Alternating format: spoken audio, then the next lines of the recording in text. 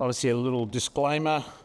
Basically, it's not advice. That's all it's saying, really. So, look, today's about just sort of general high-level stuff. Every business is different, but I'll cover off on, I guess, what I'm seeing at the moment.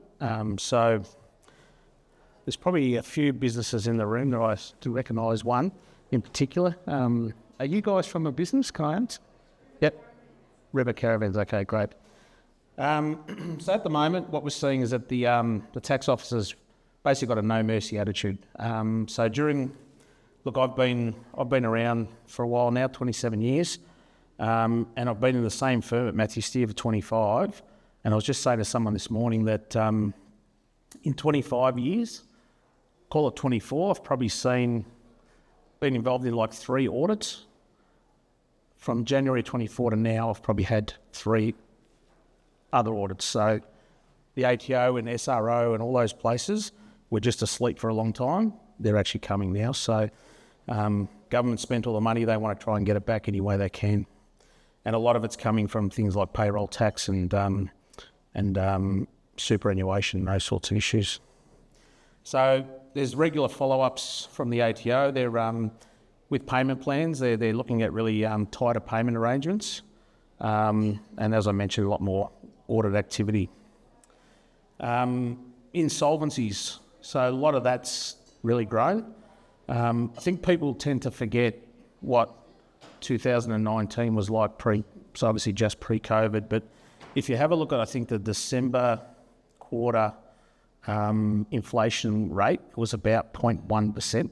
So, the economy was stuffed back then. Obviously, COVID and all the government handouts, that actually drove a lot of the inflation, a lot of consumer activity, which has helped, obviously, this industry out. But just to give you some sort of idea, in 2020, and these are Australian insolvencies, just give you some numbers, 7,362 businesses went through an insolvency. Doesn't mean they all went under. It might have been involuntary administration, might have come out. 2021, it dropped to 4,200. 2022 went to 4,900. In 23, it back up to 7,900, so bigger than 2020. And in 2024, so far, it's 9,992. So it's jumped 2,000 already compared to the 23 year. So the reality basically is kicked in for some of the industries, in particular things like Caravan and entertainment. Discretionary spending down. Give you an idea, just as quick, it's funny, you probably can't tell, but I like going to restaurants, right? And you go to a restaurant and the restaurants are full, right? But I think people are doing that as it's a cheap thing to do, considering, compared to, say, buying a caravan or a holiday house or something like that. So it's still a luxury item that I guess most people can still afford and can put on a credit card and worry about it later, as compared to buying a big item. So just keep that in mind for your businesses. But, believe it or not, my next door neighbour is actually a magician. And he was telling me that during COVID he was doing, I don't know how many shows a week, but what he said now was what he's doing in a month he used to do in a week. Okay, so it's actually dropped off a lot. So people who are having birthday parties for the kids are probably thinking, you know what, we don't need to spend that $500 on, it's those little, and it starts from there. So what I'm saying is, what this is about now is about being prepared. It's about being prepared. It's too quiet. So anyway, I guess from my point of view, more businesses are asking for business improvement advice. So they want to know about what's their cash flow going to look like in 12 months' time, and then forecasting things like profit and those sorts of things. So there's a lot more focus now because people are starting to feel it. Okay, so what's important is probably just understand your value drivers in your business. So things like, your earnings before interest and tax, your EBIT, what's your adjusted EBIT. So I see a lot of people who are in business that go, oh yeah, we're doing okay, we're making a profit. And then I ask them things and they go, okay, you guys getting paid a market wage? Are you getting, proper benefits, all that sort of thing, if you're working for compared to working for someone else? And they're like, no, I'm not. And all of a sudden they go, okay, well, if you did adjust for that, then what does your profit really look like? Because you've really got to look at it and go, if you're in business, you should be getting paid a market wage, or at least accounting for it. and you should be making a decent return for the stress and the headache and the risk that you're taking on as business owners. So if you're not doing that, you really need to look at it and go, what do we need to change in our business so that falls out the bottom? Other things that are, drive value in your business are things like, the level of risk that your business faces. And there's a whole raft of things that can increase or mitigate risk. What's your brand reputation in the market? Because when things tighten up, it's all about what people are going to go and look for. So you've really got to, and unfortunately, in these times, people tend to, sorry, I keep knocking that.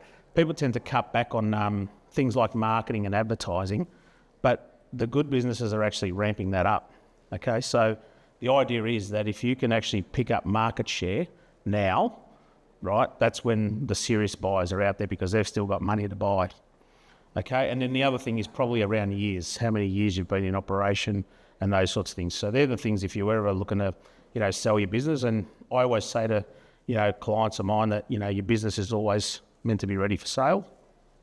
You just never know when someone's going to come knocking. And the last thing you want is if you have that amazing opportunity, someone knocks, says, want to buy your business, and then they dig deeper and go, we're out, then it's probably not a good thing because they're probably not going to come back. So one of the other things I see a lot of, in particular in this industry, and I do a bit in the transport space as well, is there tends to be a real focus on how busy you are. And people think that being really busy means you're making money. So I have, quarterly meetings, for instance, with clients, and the first thing I say, how's business? We start off with that. And all I hear is, we're growing, we've made X amount of vans or, X amount of products. And I'm like, well, that doesn't actually mean you're making money, right? So what worries me is people don't look at what their products are costing them to make versus what they're selling. And I've seen a number of instances where, so these are, say, manufacturers who are then selling to, dealers, and the dealers are actually making more money than the manufacturers. And I'm like, how does that work? And it's because they don't really know what it's costing them to make the product. So it's really important because if you don't get that right, the rest is a real battle, right? So that really drives your business. So like I was saying before, know your numbers, know what your revenue is. Obviously, that's an easy one. But know what your true margin is. Again, people I see, they just go, okay, we sold for this, our products cost that, that's how much we're making, so our gross profit's really high. But what about all the other labour costs that come in and the freight and this and that? That's all about getting that van or that product from A to B. That's what you really got to know, and then understand whether you need to increase it. So it's also about working from the bottom up and saying what sort of profit do we want to make, and then what do we need to change up the top level to make that amount fall out the bottom. Business agility. Again, I think a lot of people are reactive in business, and that's especially after things have boomed, because it's that sort of level of comfort to say, we're going all right, and then all of a sudden, I've been hearing things are slowing, down, and I think it was probably May where it just really stopped for some reason. But it's about being proactive. What do you need to do now to make sure that you survive through the tough times? Okay, so don't react post the event, because if the cash is not there, you're really going to feel it. You're going to struggle.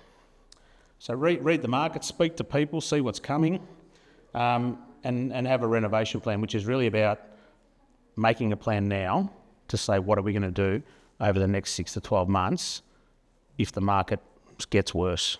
Okay. That's it. Sorry, I missed a few slides here. So I spoke about busy versus profitable. I'll be honest, I don't want to hear how many units people are making. It's about what profit you're making. So if you guys are walking around going, we made 3 vans or 5 vans, 10 vans, whatever it is. I know not everyone just makes vans, but that's all good and well. But you should be talking about what profit did we make this week. Okay, which you can do. If you get your information right, that's how you should be measuring it. Okay, so what profit did we make this week? How does that compare to last week? What do we need to do to change it? Don't wait too long, because I've seen people who are actually making, and again, I keep referring to making vans, but they're making vans and actually potentially losing money, which means the more you make, the more you're losing. And if you're only focused on getting more out, guess what happens? So that's that. So what have you forgotten about during the busy times? I've seen, now it's time to really start negotiating. I mean, let's face it, supply and demand has actually changed. During COVID, I know prices went mad, but I'm starting to hear, again, some of my clients, I've told them to go and do it. They're actually questioning prices from the suppliers, and some are actually getting better pricing. Okay, so let's face it, your suppliers, they need cash too, so they need to get rid of some stock. So if you actually have the ability, and this is where cash becomes powerful, if you've got the cash to pay people, offer an earlier payment plan, but for a discount.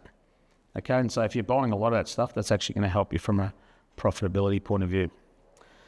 Asset protection, again, I've seen a lack of advice around this, and I put it down to this. Most people, probably 95% of people start a business, unless they've bought it off parents or relatives, as a really small business. And they unfortunately tend to go and get the cheapest advice at the time, which is, understandable.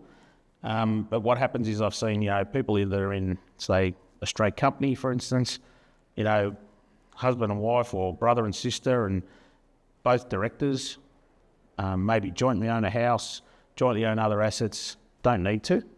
Okay, you can have one director. But the risk there is if something happens to that company and they go after the directors, then all your assets are exposed, right? So it's just basic stuff like that. And there's other obviously more in-depth issues around asset protection, but that's the real basic one. If you're a director of a business, and in particular, say your spouse is as well, and you've got joint assets, the flag should be up. Okay, so you need to change it. Shareholder agreements. Again, I see this where this is really important if you've got, unrelated business people that are shareholders. Okay, so what it actually means is it's basically a list of rules or an agreement around rules. If something happens, how do you deal with it? Now, people go, we're best of mates or whatever, it's not going to be a problem. I can tell you, once money starts to come into play, people start to change. And then there's also the risk of someone may get divorced, the other one's not. Someone may lose, a spouse, for instance. So, if two people are involved, one passes away, for instance, there may be nothing in the agreement that says that that person needs to relinquish their shares or, have a buy-sell agreement which says there's an insurance policy to pay them out, to buy them out. Because what could happen is you can actually end up being in business with someone, 50-50 shareholder, that doesn't know a thing about the business, never rolls up to work, and all of a sudden you're paying half your dividends out, you're working your guts out. That actually hurts after a while. For the first 6 months, 12 months, you might go, okay, but after a while it starts to hurt. And so if you haven't got a mechanism to actually manage that, it becomes a problem. So if you're in there with unrelated shareholders, I'd definitely say go and get a shareholder agreement before any of this comes up, and get some buy-sell agreements as well, okay? Cash reserves I spoke about. It's just making sure if you don't have one, get advice how to build one, because this is where if you've got one, you're actually going to be able to survive through when others may not. I guess what's coming up really, governments are hurting the businesses. We've probably all seen news around the land tax issues that are happening at the moment. There's a number of people who are selling properties, and I think actually, I think Daniel mentioned this morning, I'm looking for some properties for the Caravan Association, for instance, and I've been looking around Camberfield, and I can tell you in the last 3 or 4 months, more have come available because people are starting to downsize and go, we don't need the 3 factories in a row, let's maybe have 2, let's work out what we're doing and then maybe get rid of the next one. The other one is work cover. That's killing a lot of people. It's actually quite sad, because I look at it and I say between, obviously we deal with a lot of this stuff, between work cover and payroll tax, where's the real incentive to grow your business? Because it just seems like the more you grow, obviously the more you're paying out. Again, I had a client yesterday, they're in an engineering business, and they've had a claim 2 years ago, which is, I don't want to say it, but it's a dodgy claim. And their work cover's gone from $90,000 to 140 in 1 year, right? And they're struggling to find people to work because of the industry, and yeah, they're not making a killing at the moment. So it's them they're an older business, they'll survive. But I think for some of the younger businesses that don't have assets behind them, people are going to start considering whether they stay in business or not if they're not making serious dollars. So just with COVID, it's funny, it's 4 years ago. I know we've still got pretty raw memories of it, but I think what's important too is there's a lot of people who are tired. You know, we were talking to people pre-COVID who wanted to sell their business. Obviously, COVID hit. There was too much uncertainty. People couldn't sell their business. They're now tired. They're going, how do I get out? But they haven't really done much about their business plan to say, okay, well, how do we get a better value for our business? So with all these things that are making it hard, I think it's really about understanding what's the staying power and what are you going to do to make your business easier to run and more profitable. Is there an exit plan? So again, I keep talking about that. I think every business should be set up to be able to exit at any time. And obviously you need to know, how do you get your value up? What's the time frame going to be? How easy is it going to be to get out? But the other thing that people don't really factor in is what does their life look like post-business, one, financially, and two, mentally. I've seen that many people retire and within 3 to 6 months have never been busier again because they don't have a plan as to what they're going to do after the business. You know, if your mind's going, crazy every day, active in business, it's very difficult to just stop and go, I'm going to watch Netflix all day. It's not going to happen. So what are the best businesses doing? The best performers have strategic focused plans, probably 1, 3 and 5 years. What's it going to look like? Having budgets and cash flow forecasts.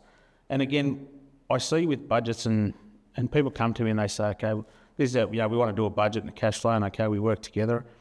And I just see some of these numbers and I go, that's all good and well to put a number up, but how are you going to do it? And it's funny how people then start to scale back and then you get to a realistic number and you go, if you get that number, this is what it's going to look like. So what are we going to do to change it?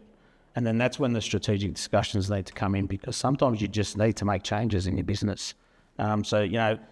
It's very difficult actually now to build budgets because in particular this industry's come through a real boom, and it's hard to understand where that's going to go. But I always say to how many orders are you completing this week versus how many have you put on?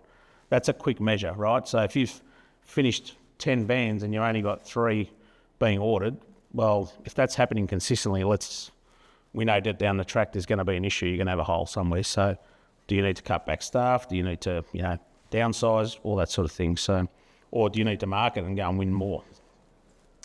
I can't stress enough about the well-margined product. Really understand what it costs you to make it. Factor it all in. And because don't miss the opportunity. Once the sale's gone, it's gone, right? Strong brand. If you build that strong brand, again, that's about the marketing side of things. That allows you to price your product right. And obviously it's got to be a great product, but that's what your focus should be at the moment. So I just spoke about that. Making sure you've got a well-aligned team. So if you do have a plan in place, have the team come along with you. That's really important. Agile and lean processes. Again, I've seen too many businesses during really good times where it's like they're sort of a bit relaxed about this. And I look at it and say, well, you should always be running agile and lean. That doesn't mean being, where you don't provide things and suck the life out of a business, but it just means don't waste, right? So it's about having a structured way of looking at it. But the problem is that people get so busy, and again, it's the old cliche, it's working in the business rather than on the business, and every day goes by and people don't focus and look back and go, how can we get better? Have a look at your production line and go, how can we squeeze more out of it? What can we do there? Build your data around product performance. Where are the sales coming from? Understand, again, I keep saying it, but understand your margins. What is it? And can you build more, in your margins? So it comes back to the costings. You know, how are you pricing things if you don't know your costs? Like, are you just saying, oh, our van's worth X in the market, so that's what we should do? And again, I've actually seen some of that happen. And when we go into it and I go, well, you know, someone's making $3,000 as a manufacturer and the dealers are making, you know, 15,000. I said that can't work. So it's funny when you actually go into it and people go and make those changes, it actually means the dealer walks away and they replace them, or the dealer accepts it because they know that that's still a good van to sell. So again, it's just profit versus sales and production. That's the focus there. So look, that's probably it for me. If you look, again, I know that everyone's business is different, but we've put up a bit of a QR code. If anyone wants to have a chat for an hour over a cup of coffee, I'm happy to come and see you and talk to you. Daniel said he'll pay for the coffees as well. So yeah. All right. Thanks, everyone. Any questions?